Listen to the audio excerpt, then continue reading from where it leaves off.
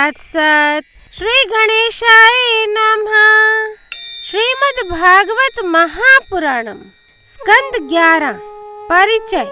स्कंद 11 में 31 अध्याय हैं। इन अध्यायों में राजा जनक व 9 योगियों के संवादों का वर्णन मिलता है। साथ ही इसी स्कंद में यदुवंश के संहार का विश्लेषण किया गया है। ओम नमो भगवते वासुदेवाय। अध्याय 29 भागवत धर्मों का निरूपण और उद्धव जी का बद्रिका आश्रम गमन। उद्धव जी ने कहा, अच्युत, जो अपना मन वश में नहीं कर सका है उसके लिए आपकी बतलाई हुई इस योग साधना को तो मैं बहुत ही कठिन समझता हूँ। अतः अब आप कोई ऐसा सरल और सुगम साधन बतलाइए जिससे मनुष्य अनायास ही परम पद प्राप्त कर सके। कमल नयन, आप जानते ही हैं कि अधिकांश योगी जब अपने मन को एकाग्र करने लगते हैं तब वे बार बार चेष्टा करने पर भी सफल न होने के कारण हार मान लेते हैं और उसे वश में न कर पाने के कारण दुखी हो जाते हैं। पद्मलोचन, आप विश्वेश्वर हैं। आपके ही द्वारा सारे संसार का नियमन होता है। इसी से सारा सार विचार में चतुर मनुष्य आपके आनंद वर्षी चरण कमलों की शरण लेते हैं और अनायास ही सिद्धि प्राप्त कर लेते हैं। आपकी माया उनका कुछ नहीं बिगाड़ सकती, क्योंकि उन्हें योग साधन और कर्मानुष्ठान का अभिमान नहीं होता। परंतु जो आपके चरणों का आश्रय नहीं लेते वे योगी और कर्मी अपने साधन के घमंड से फूल जाते हैं। अवश्य ही आपकी माया ने उनकी मति हर ली है। प्रभो, आप सबके हितैषी सुहृद हैं। आप अपने अनन्य शरणागत बलि आदि सेवकों के अधीन हो जाएं, ये आपके लिए कोई आश्चर्य की बात नहीं है, क्योंकि आपने रामावतार ग्रहण करके प्रेमवश वानरों से भी मित्रता का निर्वाह किया। यद्यपि ब्रह्मा आदि लोकेश्वर गण भी अपने दिव्य किरीटों को आपके चरण कमल रखने की चौकी पर रगड़ते रहते हैं। प्रभो, आप सबके प्रियतम स्वामी और आत्मा हैं। आप अपने अनन्य शरणागतों को सब कुछ दे देते हैं। आपने बलि, प्रहलाद आदि अपने भक्तों को जो कुछ दिया है उसे जानकर ऐसा कौन पुरुष होगा जो आपको छोड़ देगा। यह बात किसी प्रकार बुद्धि में ही नहीं आती कि भला कोई विचारवान विस्मृति के गर्त में डालने वाले तुच्छ विषयों में ही फंसा रखने वाले भोगों को क्यों चाहेगा। हम लोग आपके चरण कमलों की रज के उपासक हैं। हमारे लिए दुर्लभ ही क्या है। भगवान, आप समस्त प्राणियों के अंतःकरण में अंतर्यामी रूप से और बाहर गुरु रूप से स्थित होकर उनके सारे पाप ताप मिटा देते हैं और अपने वास्तविक स्वरूप को उनके प्रति प्रकट कर देते हैं। बड़े बड़े ब्रह्म ज्ञानी ब्रह्मा जी के समान लंबी आयु पाकर भी आपके उपकारों का बदला नहीं चुका सकते। इसी से वे आपके उपकारों का स्मरण करके क्षण क्षण अधिक का अधिक आनंद का अनुभव करते रहते हैं। श्री सुखदेव जी कहते हैं, परीक्षित, भगवान श्री कृष्ण ब्रह्मा आदि ईश्वरों के भी ईश्वर हैं। वे ही सत्व रज आदि गुणों के द्वारा ब्रह्मा विष्णु और रुद्र का रूप धारण करके जगत की उत्पत्ति स्थिति आदि के खेल खेला करते हैं। जब उद्धव जी ने अनुराग भरे चित्त से उनसे यह प्रश्न किया तब उन्होंने मंद मंद मुस्कुराकर बड़े प्रेम से कहना प्रारंभ किया। श्री भगवान ने कहा, प्रिय उद्धव, अब मैं तुम्हें अपने उन मंगलमय भागवत धर्मों का उपदेश करता हूँ जिनका श्रद्धा पूर्वक आचरण करके मनुष्य संसार रूप दुर्जय मृत्यु को अनायास ही जीत लेता है। उद्धव जी, मेरे भक्त को चाहिए कि अपने सारे कर्म मेरे लिए ही करे और धीरे धीरे उनको करते समय मेरे स्मरण का अभ्यास बढ़ाए। कुछ ही दिनों में उसके मन और चित्त मुझ में समर्पित हो जाएंगे। उसके मन और आत्मा मेरे ही धर्मों में रम जाएंगे। मेरे भक्त साधुजन जिन पवित्र स्थानों में निवास करते हों उन्हीं में रहे और देवता, असुर अथवा मनुष्यों में जो मेरे अनन्य भक्त हों उनके आचरणों का अनुसरण करे। पर्व के अवसरों पर सबके साथ मिलकर अथवा अकेला ही नृत्य, गान, वाद्य आदि महाराजोचित ठाट बाट से मेरी यात्रा आदि के महोत्सव करे। शुद्धांतःकरण पुरुष आकाश के समान बाहर और भीतर परिपूर्ण एवं आवरण शून्य मुझ परमात्मा को ही समस्त प्राणियों और अपने हृदय में स्थित देखे। निर्मल बुद्धि उद्धव जी, जो साधक केवल इस ज्ञान दृष्टि का आश्रय लेकर संपूर्ण प्राणियों और पदार्थों में मेरा दर्शन करता है और उन्हें मेरा ही रूप मानकर सत्कार करता है तथा ब्राह्मण और चांडाल, चोर और ब्राह्मण भक्त, सूरे और चिंगारी तथा कृपालु और क्रूर में समान दृष्टि रखता है, उसे ही सच्चा ज्ञानी समझना चाहिए।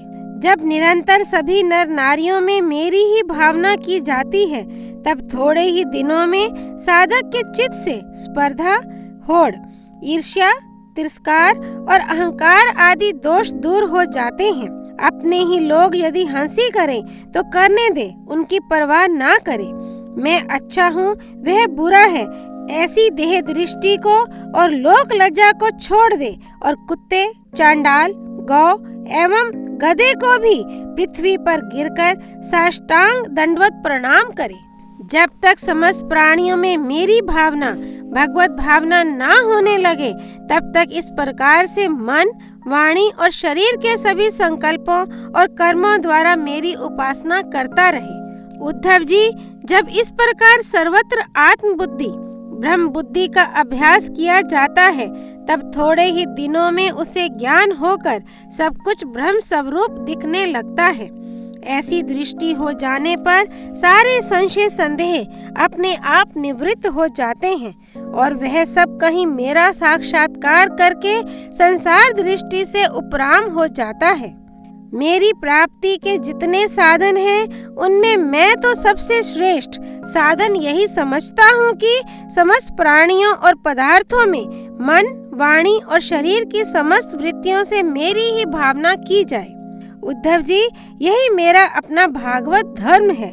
इसको एक बार आरंभ कर देने के बाद फिर किसी प्रकार की विघ्न बाधा से इसमें रत्ती भर भी अंतर नहीं पड़ता, क्योंकि ये धर्म निष्काम है और स्वयं मैंने ही इसे निर्गुण होने के कारण सर्वोत्तम निश्चय किया है। भागवत धर्म में किसी प्रकार की त्रुटि पड़नी तो दूर रही, यदि इस धर्म का साधक भय, शोक आदि के अवसर पर होने वाली भावना और रोने पीटने भागने जैसा निरर्थक कर्म भी निष्काम भाव से मुझे समर्पित कर दे तो वे भी मेरी प्रसन्नता के कारण धर्म बन जाते हैं। विवेकियों के विवेक और चतुरों की चतुराई की पराकाष्ठा इसी में है कि वे इस विनाशी और असत्य शरीर के द्वारा मुझ अविनाशी एवं सत्य तत्व को प्राप्त कर लें। उद्धव जी, ये संपूर्ण ब्रह्म विद्या का रहस्य मैंने संक्षेप और विस्तार से तुम्हें सुना दिया। इस रहस्य को समझना मनुष्यों की तो कौन कहे, देवताओं के लिए भी अत्यंत कठिन है। मैंने जिस सुस्पष्ट और युक्ति युक्त ज्ञान का वर्णन बार बार किया है, उसके मर्म को जो समझ लेता है उसके हृदय की संशय ग्रंथियां छिन्न भिन्न हो जाती हैं और वह मुक्त हो जाता है। मैंने तुम्हारे प्रश्न का भली भांति खुलासा कर दिया। जो पुरुष हमारे प्रश्नोत्तर को विचार पूर्वक धारण करेगा वह वेदों के भी परम रहस्य सनातन पर ब्रह्म को प्राप्त कर लेगा। जो पुरुष मेरे भक्तों को इसे भली भांति स्पष्ट करके समझाएगा, उस ज्ञान दाता को मैं प्रसन्न मन से अपना स्वरूप तक दे डालूंगा, उसे आत्मज्ञान करा दूंगा। उद्धव जी, यह तुम्हारा और मेरा संवाद स्वयं तो परम पवित्र है ही, दूसरों को भी पवित्र करने वाला है। जो प्रतिदिन इसका पाठ करेगा और दूसरों को सुनाएगा, वह इस ज्ञान दीप के द्वारा दूसरों को मेरा दर्शन कराने के कारण पवित्र हो जाएगा। जो कोई एकाग्र चित्त से इसे श्रद्धा पूर्वक नित्य सुनेगा, उसे मेरी पराभक्ति प्राप्त होगी और वह कर्म बंधन से मुक्त हो जाएगा। प्रिय सखे, तुमने भली भांति ब्रह्म का स्वरूप समझ लिया ना? और तुम्हारे चित्त का मोह एवं शोक तो दूर हो गया ना। तुम इसे दाम्भिक, नास्तिक, शठ, अश्रद्धालु, भक्तिहीन और उद्धत पुरुष को कभी मत देना। जो इन दोषों से रहित हो, ब्राह्मण भक्त हो, प्रेमी हो, साधु स्वभाव हो और जिसका चरित्र पवित्र हो, उसी को यह प्रसंग सुनाना चाहिए। यदि शूद्र और स्त्री भी मेरे प्रति प्रेम भक्ति रखते हों तो उन्हें भी इसका उपदेश करना चाहिए। जैसे दिव्य अमृत पान कर लेने पर कुछ भी पीना शेष नहीं रहता, वैसे ही यह जान लेने पर जिज्ञासु के लिए और कुछ भी जानना शेष नहीं रहता। प्यारे उद्धव, मनुष्यों को ज्ञान, कर्म, योग, वाणिज्य और राजदंडादि से क्रमशः मोक्ष, धर्म, काम और अर्थ रूप फल प्राप्त होते हैं, परंतु तुम्हारे जैसे अनन्य भक्तों के लिए वह चारों प्रकार का फल केवल मैं ही हूँ। जिस समय मनुष्य समस्त कर्मों का परित्याग करके मुझे आत्मसमर्पण कर देता है, उस समय वह मेरा विशेष माननीय हो जाता है और मैं उसे उसके जीवत्व से छुड़ाकर अमृत स्वरूप मोक्ष की प्राप्ति करा देता हूँ और वह मुझसे मिलकर मेरा स्वरूप हो जाता है। श्री सुखदेव जी कहते हैं, परीक्षित, अब उद्धव जी योग मार्ग का पूरा उपदेश प्राप्त कर चुके थे। भगवान श्री कृष्ण की बात सुनकर उनकी आंखों में आंसू उमड़ आए। प्रेम की बाढ़ से गला रुंध गया। चुपचाप हाथ जोड़े रह गए और वाणी से कुछ बोला ना गया। उनका चित्त प्रेमावेश से विवल हो रहा था। उन्होंने धैर्य पूर्वक उसे रोका और अपने को अत्यंत सौभाग्यशाली अनुभव करते हुए सिर से यदुवंश शिरोमणि भगवान श्री कृष्ण के चरणों को स्पर्श किया तथा हाथ जोड़कर उनसे यह प्रार्थना की। उद्धव जी ने कहा, प्रभु, आप माया और ब्रह्मा आदि के भी मूल कारण हैं। मैं मोह के कारण अंधकार में भटक रहा था। आपके सत्संग से वह सदा के लिए भाग गया।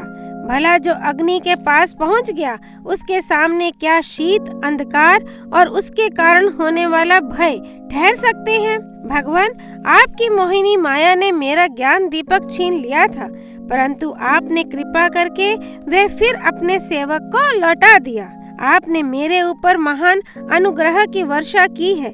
ऐसा कौन होगा जो आपके इस कृपा प्रसाद का अनुभव करके भी आपके चरण कमलों की शरण छोड़ दे और किसी दूसरे का सहारा ले।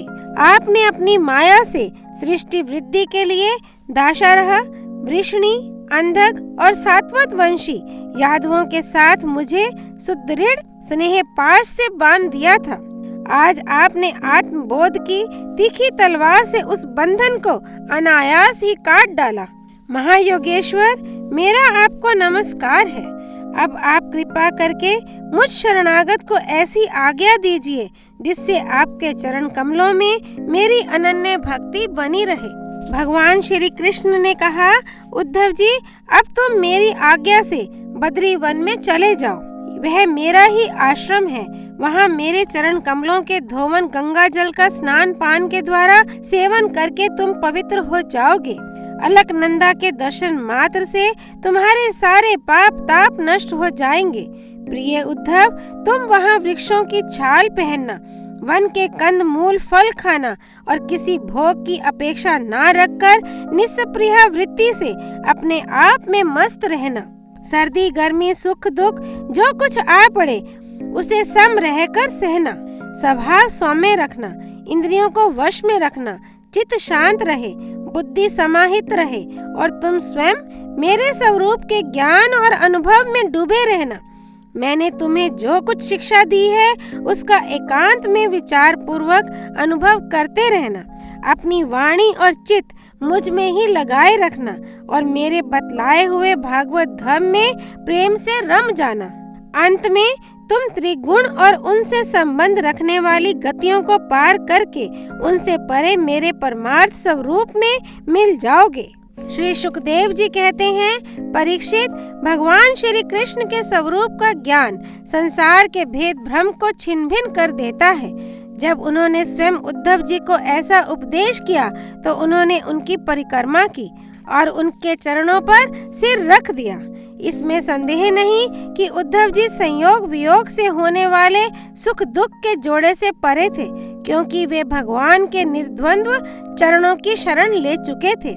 फिर भी वहां से चलते समय उनका चित्त प्रेमावेश से भर गया। उन्होंने अपने नेत्रों की झरती हुई अश्रुधारा से भगवान के चरण कमलों को भिगो दिया। परीक्षित, भगवान के प्रति प्रेम करके उसका त्याग करना संभव नहीं है। उन्हीं के वियोग की कल्पना से उद्धव जी कातर हो गए, उनका त्याग करने में समर्थ ना हुए, बार बार विभल होकर मूर्छित होने लगे। कुछ समय के बाद उन्होंने भगवान श्री कृष्ण के चरणों की पादुकाएं अपने सिर पर रख लीं और बार बार भगवान के चरणों में प्रणाम करके वहां से प्रस्थान किया। भगवान के परम प्रेमी भक्त उद्धव जी हृदय में उनकी दिव्य छवि धारण किए बद्रिका आश्रम पहुँचे और वहां उन्होंने तपोमय जीवन व्यतीत करके जगत के एकमात्र हितैषी भगवान श्री कृष्ण के उपदेशानुसार उनकी स्वरूपभूत परम गति प्राप्त की। भगवान शंकर आदि योगेश्वर भी सच्चिदानंद स्वरूप भगवान श्री कृष्ण के चरणों की सेवा किया करते हैं। उन्होंने स्वयं श्री मुख से अपने परम प्रेमी भक्त उद्धव के लिए इस ज्ञानामृत का वितरण किया। यह ज्ञानामृत आनंद महासागर का सार है। जो श्रद्धा के साथ इसका सेवन करता है वह तो मुक्त हो ही जाता है। उसके संग से सारा जगत मुक्त हो जाता है। परीक्षित, जैसे भौरा विभिन्न पुष्पों से उनका सार सार मधु संग्रह कर लेता है, वैसे ही स्वयं वेदों को प्रकाशित करने वाले भगवान श्री कृष्ण ने भक्तों को संसार से मुक्त करने के लिए ये ज्ञान और विज्ञान का सार निकाला है। उन्होंने जरा रोगादि भय की निवृत्ति के लिए क्षीर समुद्र से अमृत भी निकाला था तथा इन्हें कर्मशः अपने निवृत्ति मार्गी और प्रवृत्ति मार्गी भक्तों को पिलाया। वे ही पुरुषोत्तम भगवान श्री कृष्ण सारे जगत के मूल कारण हैं। मैं उनके चरणों में नमस्कार करता हूँ। अध्याय 29 संपूर्ण। योगेश्वर भगवान श्री कृष्ण की जय। श्री विष्णु भगवान की जय। द्वारकाधीश भगवान श्री कृष्ण की जय। द्वारकापुरी की जय। कृष्णा अर्पणमस्तु। वृंदावन बांके बिहारी लाल की जय। जय जय श्री राधे।